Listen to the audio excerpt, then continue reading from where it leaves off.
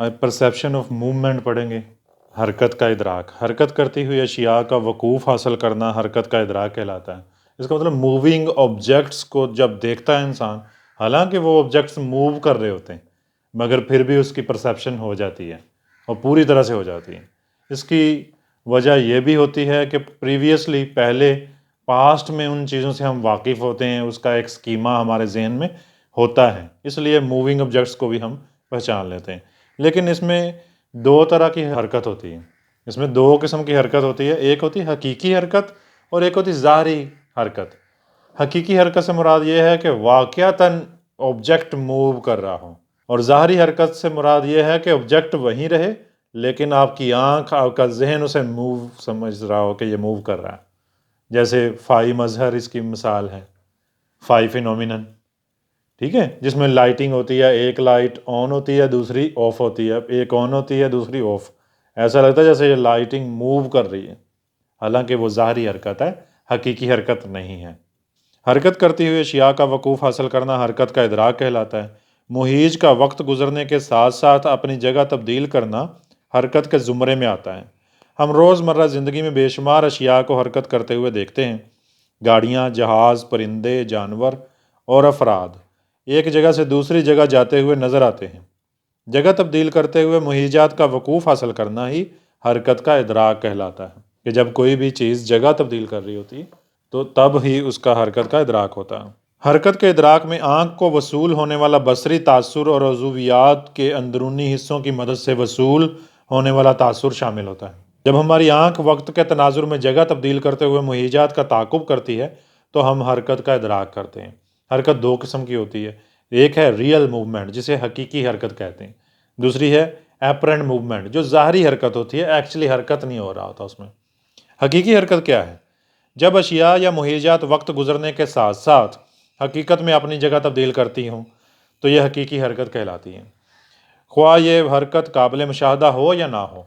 एक object move कर रहा है, चाहे आप उसे मूव करता हुआ समझें या आपको वो मूव करता हुआ ना दिखाई दे, लेकिन वो हकीकी तौर पे मूव कर रहा है। पहले वो इस जगह पे था, अब वो इस जगह पे है। इसका मतलब कि वो हकीकी हरकत है, चाहे आपको वो लगे ना लगे, ठीक है, लेकिन हरकत तो हुई है। जबकि दूसरी तरफ ये है कि हरकत नहीं हुई लेकिन आपको लग रहा है कि हरकत हुई है। मसलन इंसान, हैवान, चरिंद परिंद, गाड़ियाँ, स्कूटर, साइकिल एक जगह से दूसरी जगह मुंतकिल होते हैं, ये काबिल मुशाहदा हकीकी हरकत कहलाती है।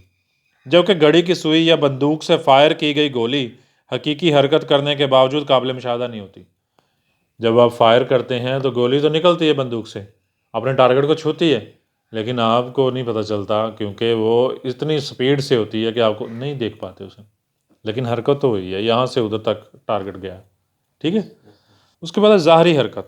जब मुहीज वक्त गुजरने के साथ साथ अपनी जगह तब्दील ना करे मगर हरकत करता हुआ नजर आए तो इसे ज़ाहरी हरकत कहते हैं।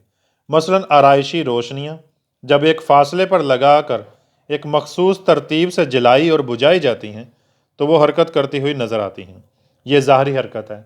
हकीकतन कोई हरकत नहीं है, लाइटिंग जहाँ पे है वहीं पे है, मगर लाइटिंग के ऑन ऑफ होने की वजह से ये तासुर जाता है कि ये मूव कर रही हैं। ज़ाहरी हरकत के बेहतरीन मसालों में फ़ाई मज़हर, फ़ाई फिनोमिनन और ख़ुद हरकती तासुर है। इसके बाद हरकत के इदराक के अवामिल। ये तीन किस्म के अवामिल हैं, एक है रफ्तार, एक है हजम और दूसरा है फासला। रफ्तार, अगर मुहीज बहुत तेज़ रफ्तारी से हरकत करे तो इसकी हरकत वाज़ेह तौर पर नज़र नहीं आती। जैसे पंखा चल रहा होता है, आप पंखे की परों को देखना चाह रहे हैं कि इसे मूव करते हुए, तो वो ऐसे आपको नहीं पता चलेगा। हाँ, स्लो पंखा हो तो फिर शायद पता चले।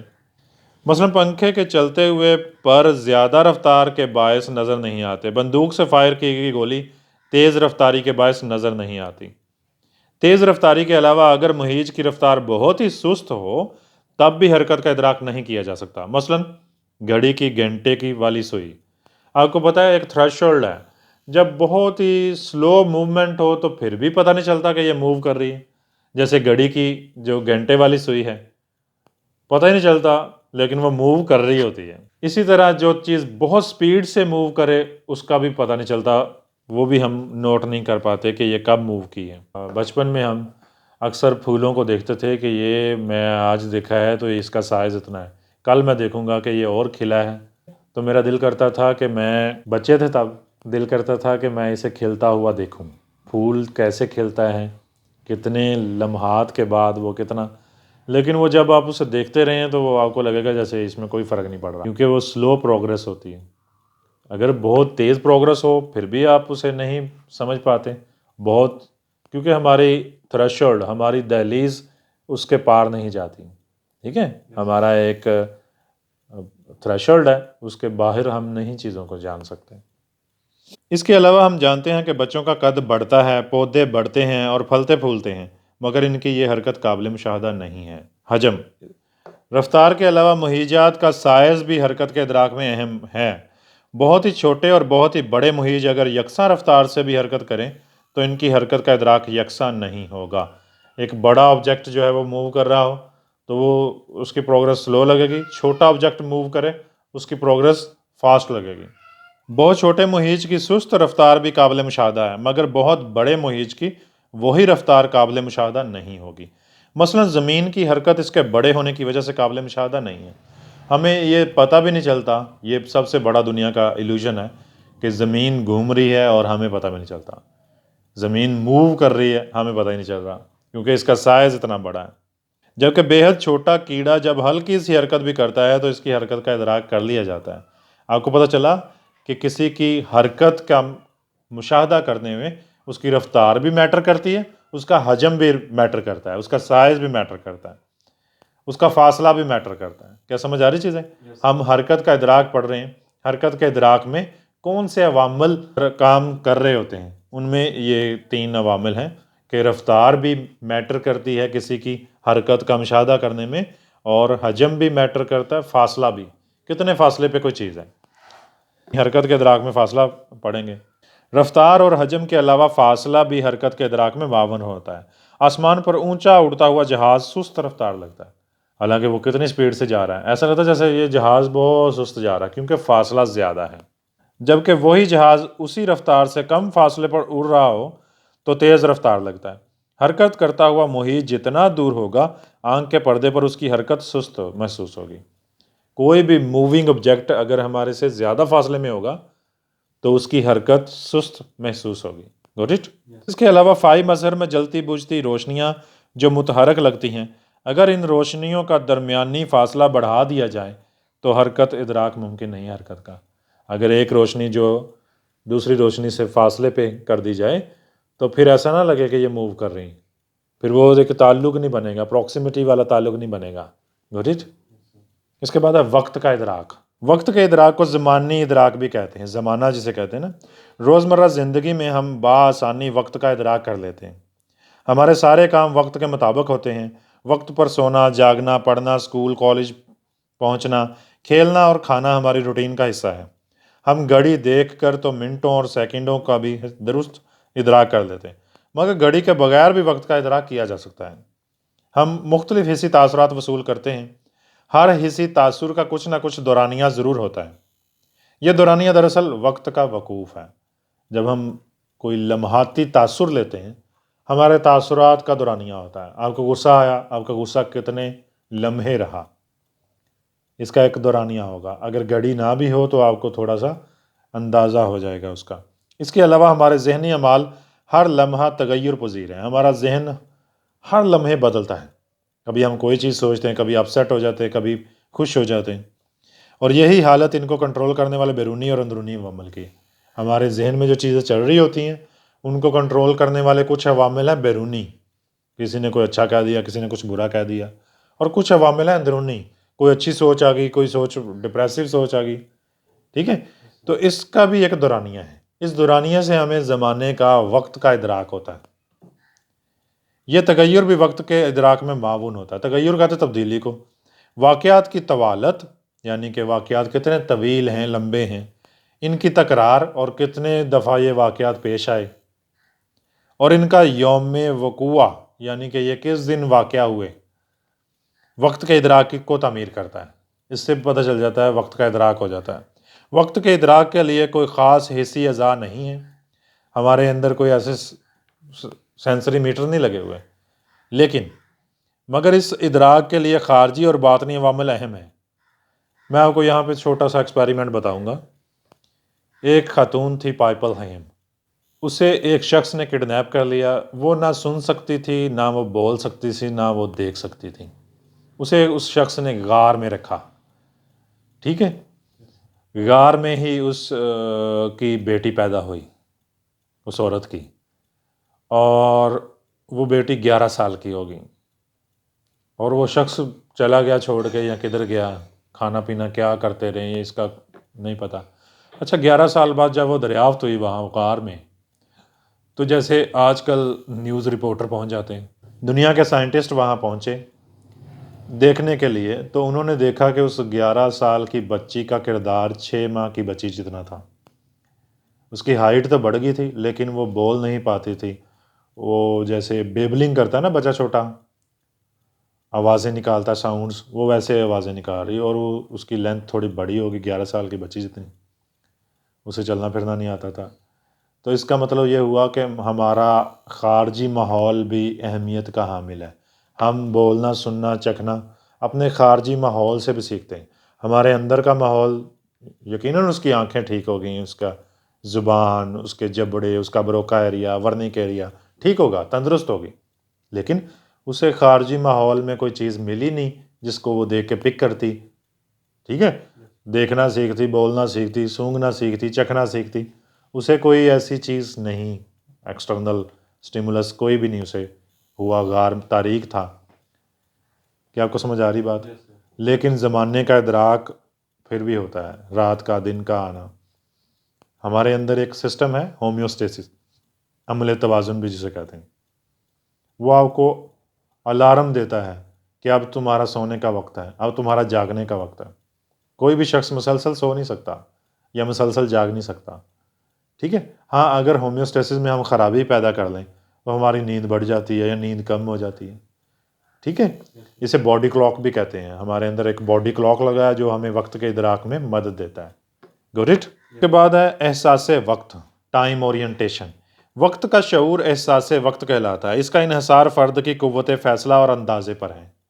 ہم وقت کا اندازہ مختلف واقعات کے حوالے سے کرتے ہیں.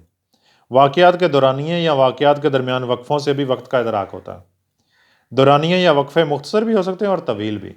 آپ کو پتہ ہے جب بھی ہم وقت کا ادراک کرتے ہیں تو ہم اس کے دورانیے کو بہت اہمیت دیتے ہیں. جو اشخاص دورانیے کو ماپنے میں زیادہ بہتر ہوتے ہیں ان کو زیادہ وقت کا ادراک ہوتا ہے. دورانیے 2 قسم کے ہوتے ہیں، مختصر دورانیے بھی ہوتے ہیں اور طویل دورانیے بھی ہوتے ہیں. مختصر وقفہ بھی ہوتا ہے، طویل وقفہ بھی ہوتا ہے. سب سے پہلے ہم دیکھیں گے مختصر وقفے. طبعی وقت کے لحاظ سے مختصر وقفے چند لمحوں تک محیط ہوتے ہیں. مختصر وقفوں کا ادراک عموماً درست طور پر کر لیا جاتا ہے، تاہم کبھی کبھار صورتحال کے تبدیل ہونے پر مختصر وقفوں کو بھی طویل سمجھ لیا جاتا ہے. جیسے آپ کو چھٹی کا انتظار ہو تو وقت گزر ہی نہ رہا ہو. ٹھیک ہے، وہ کہتے ہیں نا کہ کبھی لمحہ لمحہ لگتا ہے سال، کبھی لمحے کی طرح سال گزر جاتا ہے. تو جب ہمیں کسی چیز کا انتظار ہوتا ہے تو ہر گھڑی 2 گھنٹے کی ہو جاتی ہے، حالانکہ ایک لمحہ 1 سیکنڈ ہے. ٹھیک ہے، سمجھ گئے، 1 منٹ میں 60 سیکنڈ ہے، لیکن 1 گھنٹہ 1 دن کے برابر لگنا شروع ہو جائے. کبھی وقت ٹھہر جاتا ہے اور کبھی وقت گزرتا ہی نہیں ہے، اور کبھی وقت پل میں گزر جاتا ہے. یہ اس کا جو تعلق ہے ہمارے احساسات کے ساتھ ہے. ہمارے احساس کے ساتھ یہ چیز بندھی ہوئی ہے. ٹھیک ہو گیا. دن رات اور موسموں کے بدلنے سے طویل وقفوں کا ادراک ہوتا ہے. جیسے کسی کے انتظار میں بخار یا دکھ درد کی کیفیت میں ذہنی پریشانی کے عالم میں مختصر وقفے بھی طویل لگنے شروع ہو جاتے ہیں. ٹھیک ہے، جب انتظار ہوتا ہے نا ہمیں تو ہمیں مختصر وقت بھی طویل لگنا شروع ہو جاتا ہے. اس کے بعد طویل وقفے. یہ وقفے چند منٹوں سے گھنٹوں، دنوں، ہفتوں، مہینوں اور سالوں تک محیط ہو سکتے ہیں. دن رات اور موسموں کے بدلنے سے طویل وقفوں کا ادراک ہوتا ہے. اس کے علاوہ ماضی، حال اور مستقبل کے حوالے سے کسی شے کا جائزہ لینا بھی طویل وقفوں کا ادراک ہے. بچپن، جوانی، بڑھاپا وغیرہ سب طویل وقفوں کا ادراک کہلاتا ہے. کیا کو سمجھ آ رہی بات؟ اس کے بعد ہے وقت کا تناظر، ٹائم پرسپیکٹیو. افراد میں وقت کا اندازہ لگانے کی فطری صلاحیت موجود ہے. اللہ تعالیٰ نے ہمارے اندر باڈی کلاک رکھا ہوا، اس لیے ہم وقت کو مختلف ادوار میں تقسیم کرتے ہیں. حالیہ واقعات، گزرے ہوئے واقعات، آنے والے واقعات. ہم ماضی، حال اور مستقبل کا نام دیتے ہیں اسے۔ وقت کی تقسیم زمانی تناظر کہلاتی ہے۔ جو ہم وقت کو تقسیم کرتے ہیں نا، وہ زمانی تناظر میں کرتے ہیں، جیسے کہ گزرا ہوا وقت، ماضی، موجودہ وقت، حال، اور آنے والا وقت، مستقبل۔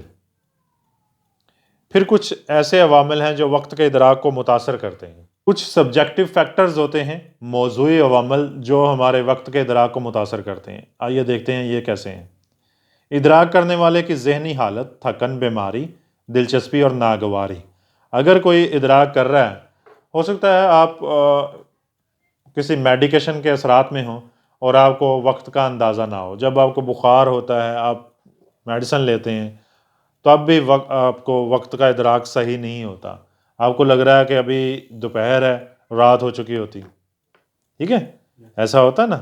ادراک کرنے والے کی ذہنی حالت، تھکن، بیماری، خوف، دلچسپی اور ناگواری سب مل کر وقت کے ادراک کی صلاحیت کو متاثر کرتے ہیں۔ نشہ آور ادویات بھی زبانی ادراک کو متاثر کرتی ہیں۔ میٹابولزم کا عمل سست ہو یا خراب ہو تو وقت گزرنے کا احساس طویل ہو جاتا ہے۔ بخار کی کیفیت میں وقت سست رفتاری سے گزرتا ہے۔ وقت کے ادراک میں فرد کی مخصوص ذہنی کیفیت بھی بہت اہم ہوتی ہے۔ خوشی میں وقت پر لگا کر اٹھ جاتا ہے، جبکہ غم کی گھڑیاں طویل ہو جاتی ہیں اور انتظار کا وقت آنے کا نام ہی نہیں لیتا۔ یہ چیز ہم پہلے بھی ڈسکس کی۔ اس کے بعد ہے خارجی عوامل۔ یہ تھے سبجیکٹو فیکٹرز جو انسان کی ذات کے ساتھ منسوب ہوتے ہیں۔ خارجی عوامل ہیں جو بیرونی عوامل ہیں۔ ٹھیک ہو گیا؟ مخصوص خارجی عوامل کیا ہے؟ مخصوص افعال کے حوالے سے بھی وقت کا ادراک کیا جا سکتا ہے۔ مثلا کھانا کھاتے ہوئے کتنی دیر ہو گئی ہے، چھٹی ہوئے آدھا پیریڈ باقی ہے، چھٹی ہونے میں آدھا پیریڈ باقی ہے، فلم شروع ہونے میں کتنا وقت گزر گیا ہے، کھانا رکھے اتنی دیر ہو گئی اس لیے ٹھنڈا ہو چکا ہے، بلا بلا بلا۔ یہ سارا خارجی عوامل ہے جس کے وجہ سے ہم وقت کا ادراک کرتے ہیں۔ ہمارے وقت کے ادراک میں یہ معاون ہوتے ہیں، خارجی عوامل بھی اور سبجیکٹو فیکٹرز بھی۔ دیہی اور شہری علاقوں میں رہن سہن کے اختلاف کے باعث وقت کے تناظر میں فرق پایا جاتا ہے۔ شہر میں معمولات زندگی تیز ہوتے ہیں، اس لیے مختصر وقفوں کا ادراک بھی درست ہو جاتا ہے، جبکہ دیہات میں اسے خاص اہمیت نہیں دی جاتی۔ اس کے علاوہ سورج کی پوزیشن اور سائے کی مدد سے بھی وقت کا ادراک کیا جا سکتا ہے، یہ بھی خارجی عوامل ہی ہیں۔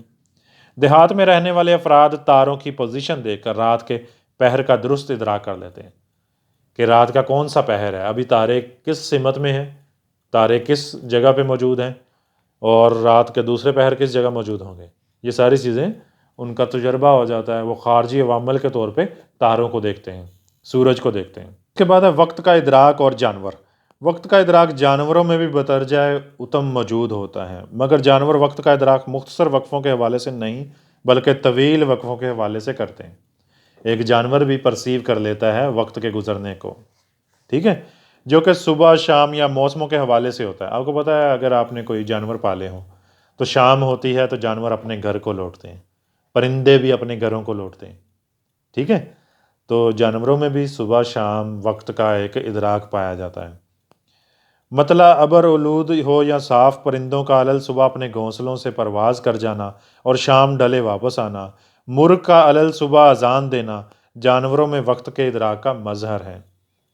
سرد موسموں میں ہجرت کرنے والے پرندے موسم کی شدت کا انتظار کیے بغیر مخصوص دنوں میں دوسرے علاقوں کے لیے نقل مکانی کر جاتے ہیں۔ پرندوں کو پتہ ہوتا ہے کہ یہاں سیزن اب ٹھہرنے کے قابل نہیں رہ رہا، ہمیں یہاں سے کوچ کر جانا چاہیے۔ اللہ تعالیٰ نے ان کا ایک نظام بنایا ہوا۔ موسم کی شدت کم ہوتے ہی مقررہ وقت پر واپس اپنے علاقوں میں پہنچ جاتے ہیں۔